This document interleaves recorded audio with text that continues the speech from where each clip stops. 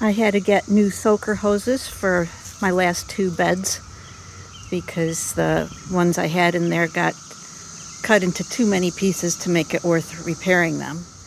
I can't get the more flexible kind that I like anymore, so we had to buy these that come and stay wound up quite a long time.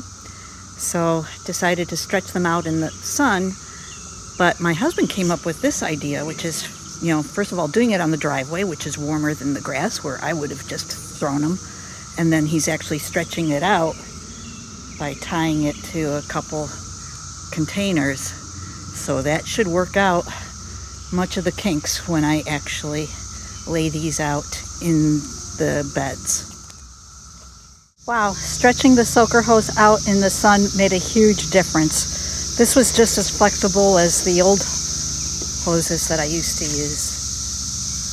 I didn't have to try to arrange circles around where I would put plants. I could just make 5 lines up and down the bed.